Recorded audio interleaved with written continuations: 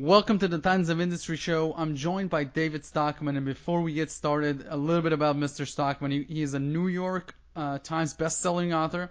He is a two-term member of Congress, and ultimately President Ronald Reagan's budget director, which is very important to our discussion today.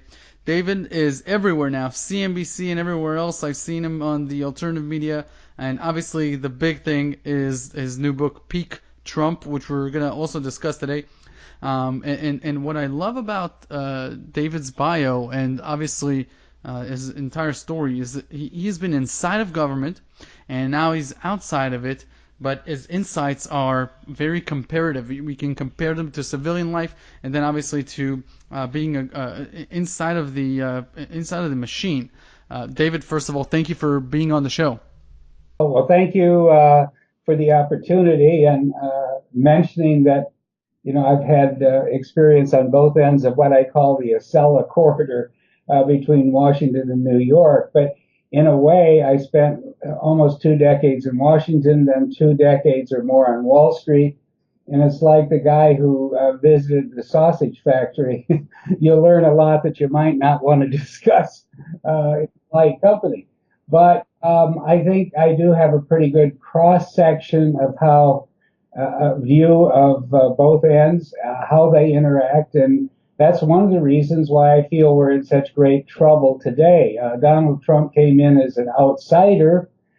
He saw that this economic policy we had in place was working great for Wall Street. It was an all-time high even in 2016, but they were struggling on Main Street, and I lay out in my book, in fact, since the time before the crisis in 2007, Main Street has basically been flatlining. Take real median family income, no higher today than it was in 2007. Take hours worked by American workers, not jobs, which I think are kind of flaky the way the BLS counts them, but hours. That's what really drives the current sort of gig-based economy. But if you look at that, it's up only 7% in the last 11 years, which isn't very much at all. And industrial production is up barely 3.5%. Now, when you compare that to Wall Street being up 300% in nominal terms, and even more than 200% if you take the inflation out of it, you have a fundamental bifurcation that does not speak well of the future. One, politically, I don't think it's viable to have this massive prosperity for the 1% and the 10% coming out of Wall Street and the great struggle out in flyover America as represented by these Main Street metrics that I just cited. But secondly, you can't keep, the stock market elevated at these egregiously high levels if the underlying economy is not producing growth and income and jobs and the basis for supporting the high valuations that have been achieved. So these are some of the topics I take on in the book. And my argument about peak Trump is that he was right in his diagnosis during the campaign, but unfortunately he got elected probably even as a surprise to himself. It's some kind of flukish outcome that no one really expected. But once he got into office, he made what I call the rookie mistake of embracing the bubble that he inherited. He called it a big, fat, ugly bubble in the campaign, and embracing an economy that was really, on its last legs in terms of a very long business cycle that had performed poorly and which was freighted down with all kinds of structural problems and debt. But, rather than attack the problems he was inheriting, he embraced the short-run good news that was coming out of the BLS numbers factory, and now he owns it. I think that was a huge mistake because they haven't outlawed recessions. We're now in month 116 of the second longest business cycle in history. The longest one is 119 months, And that was during the 1990s when, the economy was in a lot more healthy shape than it is today. So it's virtually guaranteed between now and the election that there's going to be a recession. And if there is, the stock market's going to collapse. The big ugly bubble is now one that he owns, and it's going to, be all over his face. And I think the politics are going to turn against him quite vehemently, even vitriolically, in a way that people don't imagine today. But I say that from experience because as a young guy starting on Capitol Hill in 1970, I was a legislative aide to one of the key Republican congressmen. I was there during the ordeal of Nixon and Watergate, and I saw how in 18 months from, a sweeping election victory in November 1972, a booming stock market when he took his second term oath in January 1973, he was riding so high he seemed invincible, yet 18 months later they had him on the helicopter and, he was run out of town in disgrace. And part of it was because the stock market dropped by 38% in the interim. Now, that was Richard Nixon, who was a lifetime pal, had spent, upwards of 30 years on the rubber chicken circuit campaigning for every Republican who ever ran for office, from governor and senator to, mayor and dog catcher.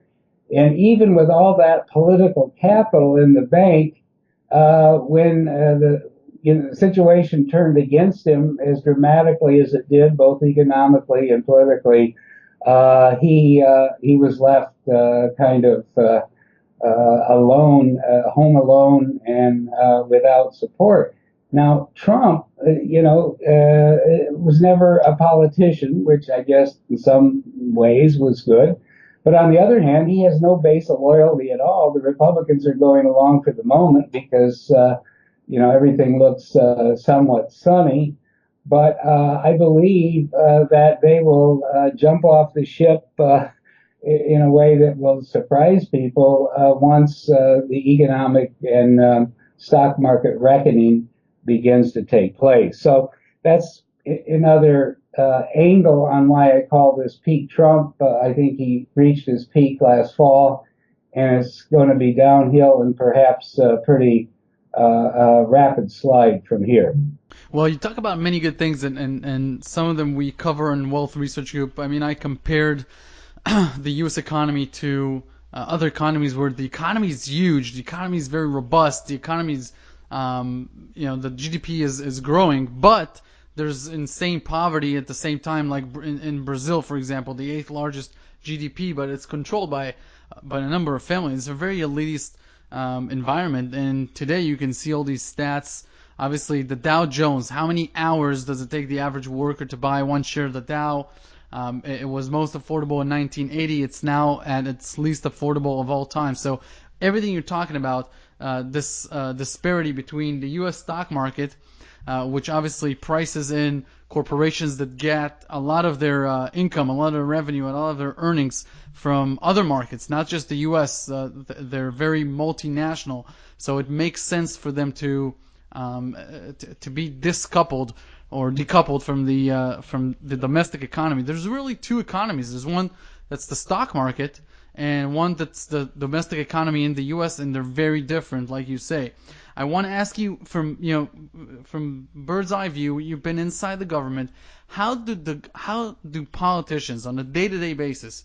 How do they talk about the national debt? What do they think about it? How do they communicate it to the president? How much discussion is there in general in Washington about the fact that, hey, we have $22 trillion, we're paying $1.5 billion a day in interest on the existing debt, and we want to finance another trillion every year for the next decade here. And so I just want to understand, in Washington, David, how does a day work? Who is in charge of talking about this?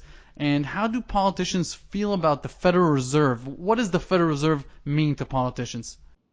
Those are some really great questions. And I would say on the deficit and the debt, they have descended into some kind of deep amnesia that there is no precedent for, and it's very different than when I was a congressman in the 70s or became the budget director for President Reagan in 1981. Back then, of course, we had interest rates that were in the double digits. In fact, the 10-year Treasury rate when we took office was about 15%. The prime rate for short-term business borrowing was over 20%, actually. And mortgages, home mortgages were deep into double digits. So people understood that if you had too much debt, it was going to take you down because the interest rates, the math of interest rates against principal was pretty compelling. Now, what has happened since then is the activist Fed emerged. They forced Volcker out of office. He was a hard money man. He was an anti-inflationist. He was not a Wall Street coddler. He didn't think it was the business of the Fed, whether the stock price was high, medium, or low. And he would never have, engaged in the kind of policies that Greenspan and Bernanke and Yellen and now Powell have pursued since then, which is basically just flooding Wall Street with liquidity and capitulating every time a small hissy fit occurs, like on Christmas Eve recently, or a big one like in the fall of 2008 when Lehman went down and Wall Street tried to go into a correction and the Fed stopped it cold by just flooding the system with money. So what I'm saying really, and this is important, is that in the year 2019, we're in a totally different economic model or world than we were in 1980. In 1980, we had a somewhat honest Federal Reserve or central bank, at least at that point, had been taken over by Volcker, appointed by a Democrat, and was on a path, painful as it was, to try to suppress the double-digit inflation that was harming the economy at the time and restore some kind of normal free enterprise economy. And we had a government that feared deficits. I mean, the Republican Party honestly did then believe in a balanced budget. Ronald Reagan ran on balancing the budget by 1984. My job, day one, was to see how we could put it all together. Now, it didn't happen for a lot of reasons that, are not all that good. We increased defense way too much when it came to asking the Republicans in Congress to walk the walk and talk the talk on spending cuts. They more or less, disappeared into the back benches or left the chamber. So we ended up not cutting domestic nearly enough, not reforming the big entitlements at all, having a lot more defense spending than we needed or could afford. And then the tax cut turned out to be double the size after all the political horse trading that we actually intended. So the deficit got out of control, and it started the Washington down the path to believing that deficits don't matter, or that they do matter in the long, long run, but we'll get to them, in the by and by, but not today. Now, I believe that none of that would have been possible or certainly sustainable had the Fed not been taken over by what I call, Greenspan and his successors, who essentially monetized the deficit, monetized the national debt. People don't really understand all these, the history and how it's drifted here, but let me just give you two numbers which I think are pretty striking.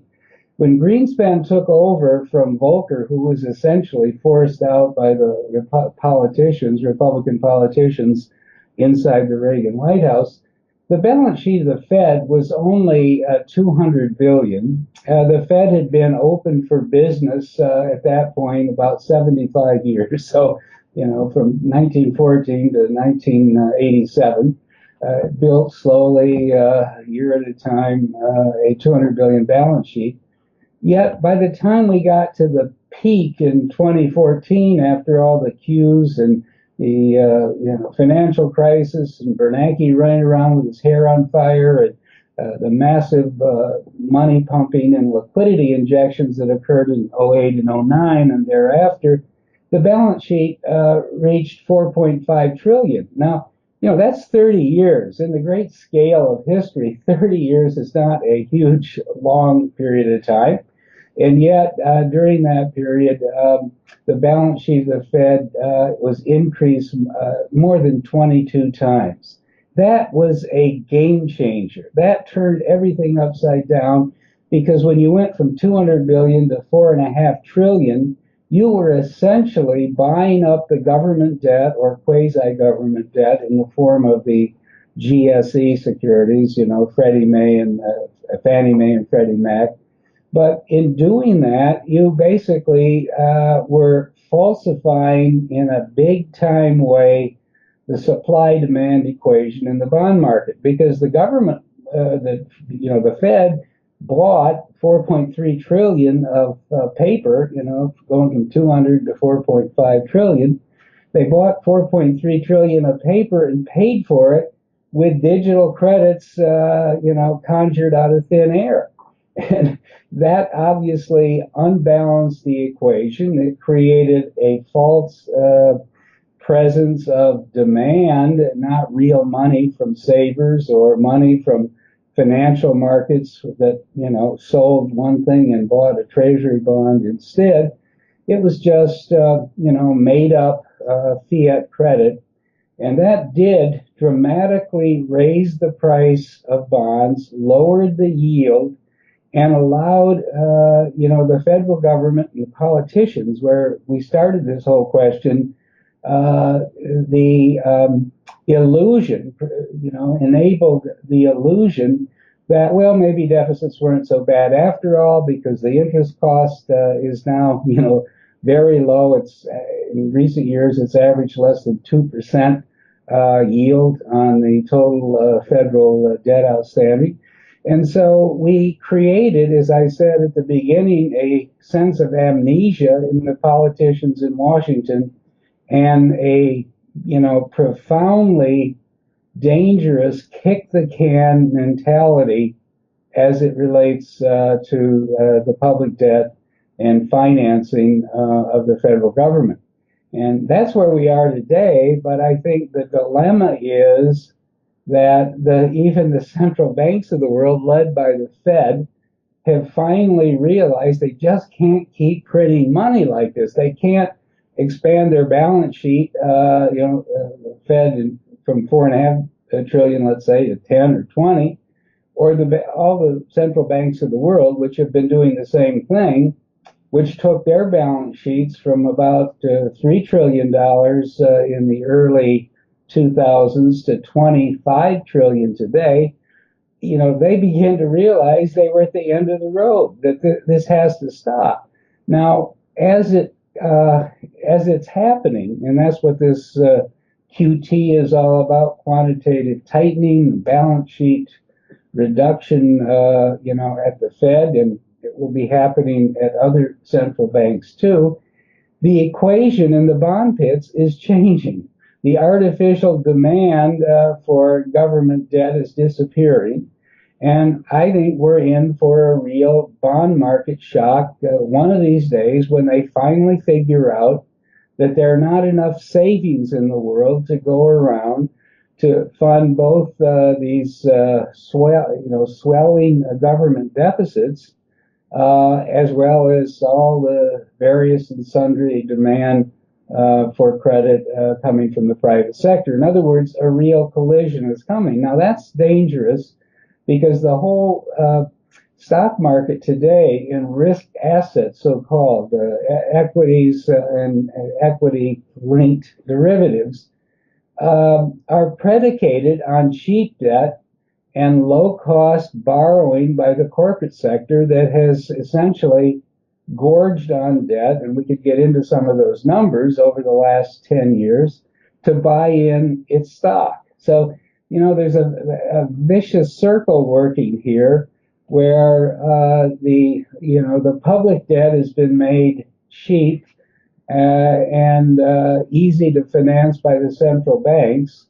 The low yields have made business borrowing attractive, but they borrowed basically to shrink their own equity, buy in their own stock in order to goose stock prices and the value of stock options. So you can see where this is taking us. It's taking us to a place where corporate America today is basically, kind of chewing its own tail. It is not investing heavily in productive assets for the future, whether it's plant, equipment, technology, intellectual property.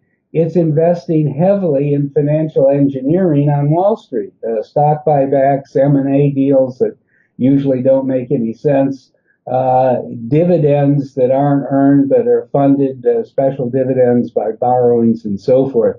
So if we wonder why Main Street is stagnating, part of the reason is that the Fed and central bank policy has essentially enlisted the C-suites of corporate America, the leadership, executives and boards, into the work of pumping money back into Wall Street to inflate the stock bubble rather than into Main Street to produce, growth and jobs and efficiency and productivity for the future. So, that's a pretty serious dilemma. And I'm not suggesting for a moment that Trump caused all this. He inherited the whole mess. But rather than recognizing the fundamentals that needed to be addressed, including starting with a huge, thorough house cleaning at the Fed, he's basically decided to embrace the bubble and write it into a 2020 re-election victory if he can. And as a result of that, I think he's setting himself up for a very big fall. Well, David, there are two major schools of thought here on what to do. So if you inherited this mess or I inherited this mess, to close out the deficit, you would just have to attack the biggest budget items, which are Medicare, Medicaid, Social Security. But can you kill these social programs or not? Because that's obviously going to affect everything that this country is going for. Or should the government even stay out of it? Should we go into what the founding fathers wanted, and that's no central bank at all, and having a hard currency and letting the free market deal with it? I want to ask you another question though, because this topic is huge, and obviously we don't have time. I want to ask you something very simple. In the 1870s, right after the Civil War, Wall Street had a huge subprime bubble as well, not in real estate, but in railroad stocks. All these railroads were built, tracks, etc. They called Ulysses Grant, the federal president, and told him, "Look, Wall Street is going under. If you don't bail us out, it's done. America's over." And he did not do anything. And there was a market holiday, and Wall Street was closed for about a week. It opened up, and about a month later, it was calm. We went into a 3-year recession, and then from 1875 till 1900, it was the greatest prosperity period in American history. Lots of philanthropy, middle class birth, lots of innovation, etc. I want to ask you, in light of that, what should have been done in your view in 2008? Because if the government and if the Federal Reserve have not intervened at all, what would have happened? You would have seen hundreds of millions, tens of millions of people losing their banks, their bank accounts, probably losing their jobs, or being unable to get their salaries. Would have we been better off without any government intervention, with a huge cleans out of everything, or would it have reached some societal fracturing, some unrest, people rioting, LA 1992 style? It's very big questions, but let me know your thoughts. What should have happened if you had the helm in 2008? All right. Well, those are huge questions, including all the other subsidiary questions you've asked. In a word, we shouldn't have bailed out Wall Street. TARP shouldn't have happened. The Fed shouldn't have opened up the money spigots. This crisis was within the canyons of Wall Street. I wrote a whole book on it called The Great Deformation, The Corruption of Capitalism in America. I put it out in 2013, and I went through in painstaking detail what was claimed about, the economy going down for the count into some deep black hole, and the ATMs going dark, and so forth. But none of that turns out. Excuse me. None of that turns out to be true. And I lay it out in considerable detail in the book, and show that there wasn't a problem in the banking system. There wouldn't have been lines at the retail banks in Main Street America. It was mainly the big Wall Street trading houses and universal banks like Citibank and Bank of America that were in trouble. And we could have let all of that blow out. It would have caused a big recession on Wall Street. A mild recession on Main Street, probably not much worse than what we actually experienced, but we would have then reemerged on the other side with a chastened financial market, and with some restoration of honest price discovery, rather than this kind of Fed, Fed fueled. Supported market that we've had in the interim. But I say this because if you go to your question, the other big thing that happened in 1873 was that after the inflation of the Civil War that had been funded with fiat money, greenbacks, the country wisely decided to go back on the gold standard. And that act was passed in 1873. It became fully effective in 1877, but in the run up to that, it became obvious that there would be sound money for the indefinite future. And we did have, the greatest sustained boom either afterwards or before that we've seen. And over the 40 years, roughly from 1870 to 1914, the eve of World War I, real GDP grew on average 4% a year. Now, there were some very short-lived panics, about 5 of them, so-called financial panics in the interim, but most of them lasted for only a few months. The excesses of speculation and too much leverage were cleaned out, and the economy went back to its growth phase. Most of these panics didn't even result in a real recession out in, the productive precincts, farms, and industry of America. So there was a model there that said you could have fantastic growth, a bigger rise in the standard of living for the average family in America than ever before, and we didn't even have a central bank. Remember, the central bank opened for the first time in the fall of 1914, and we were already into World War I. We weren't, but the world was, and the Fed got caught up in that, and that's another whole story of how the original Fed's purpose got perverted into becoming like the financing arm of the warfare state. Now, I guess my answer to your question is yes, we could restore fiscal rectitude, but we have to restore traditional principles and philosophies about, what America is and what it isn't.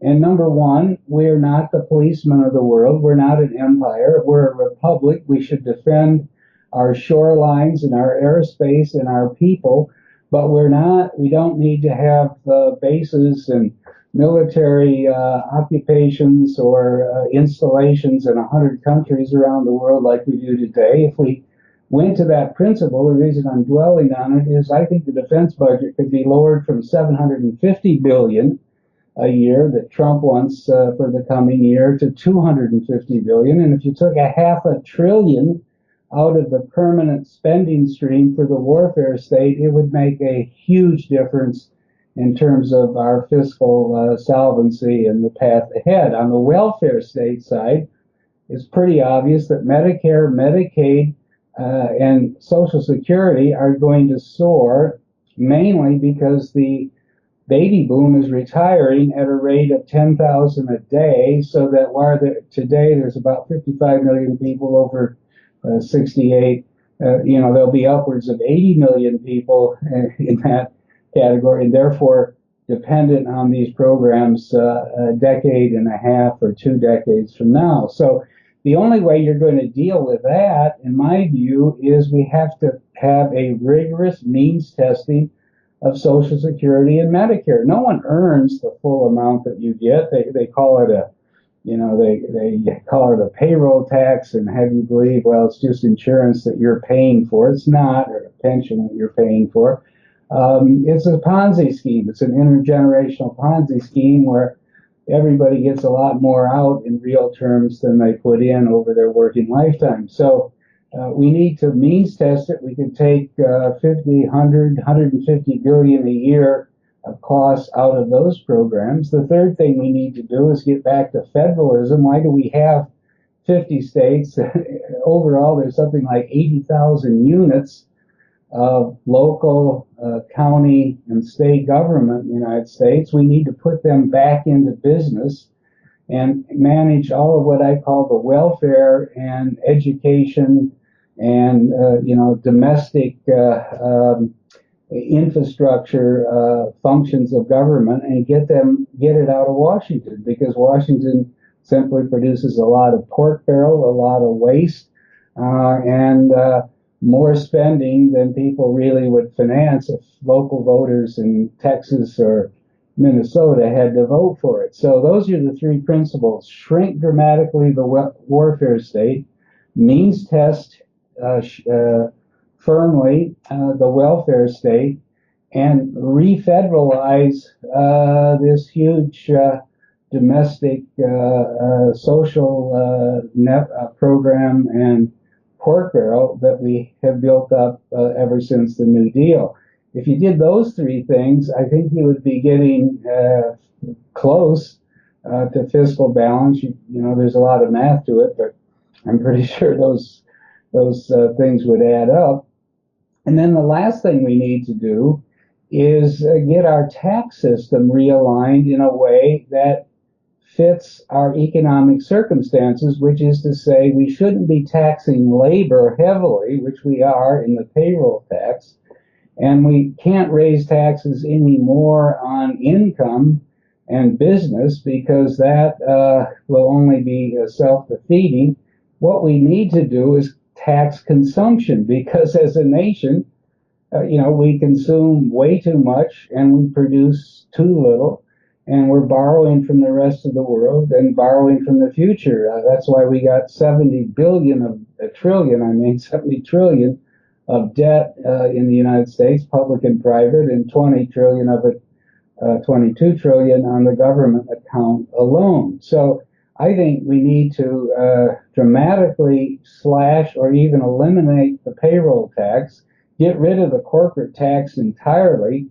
You can't tax corporations in the kind of mobile world that we're in today effectively, and instead put the tax on value added or sales, so that the one thing that we need less of gets taxed, and what we need more of, jobs, labor, production, investment, gets taxed less. Now that's kind of your theoretical optimum. That's maybe more than ever could be hoped for. But if you want outline a framework for how to get turned in a direction that's sustainable and that's logical and will work, those are the things to do: shrink the warfare state, means test the welfare state, refederalize, and shift the tax system to consumption. That would occupy Washington for a few sessions of Congress, but it would make a heck of a difference if it could ever get on the agenda. Now, David, this was a how to save the nation question. Now I'm going to ask you how to save yourself question. I've seen you on NBC just a few days ago. You talked about the stock market, where do you think it's heading, etc. It seems like if in your own portfolio you'd be sitting on nothing but either gold or Swiss francs or something. So no equities, no bonds, etc. What is the proper allocation of capital in light of your books and obviously in light of your stance? Yeah, that's a great question. And I think the point is Wall Street is not a capital market any longer with two-way trade and honest price discovery and fair valuations. It's a casino that is a gambling joint supported and fueled by the central bank here and around the world. And it's reached the point of extreme danger. I think there is enormous risk going forward to the downside if you own a 10-year bond, or if you, because I think yields are going to go up and prices are going to go down, or if you own the S&P 500, because I think it's way overvalued where it is today, and it's going to go down a lot and stay down for a long period of time. So the answer is get out of the casino, stocks and bonds. The purpose of investment, I think, in the current and near-term future is capital preservation, not capital enhancement or gains. That's not what people like to hear because in the long run, people have to generate wealth that will support either emergencies that could come along or retirement, which is inevitable. But for right now, capital preservation, staying liquid, staying short, having insurance in the form of some modest percentage of your assets in gold is, the only thing you can do, because the odds that the market will go up from here, I think, are negligible, other than if you're a day trader and you can be paying attention, every hour and minute and even millisecond, which is, what the market runs on today. Now, David, where's the best place to go and check out your body of work in terms of your books, etc., and where can people look into purchasing them? Yeah, well, the book that we've been talking about, Peak Trump, is available on Amazon, both the ebook version and a printed version. So that's very easy. Just go to Amazon. I produce a newsletter or blog, I guess you call it, every day on all these topics. It's called David Stockman's Contra Corner, and you can simply Google that and you'll get a link where you can sign up. And I guess those are the two directions I would point people toward. David, thank you very much for taking the time to be with us today, and we'll definitely circle back in a few months. Okay, very good. Thank you.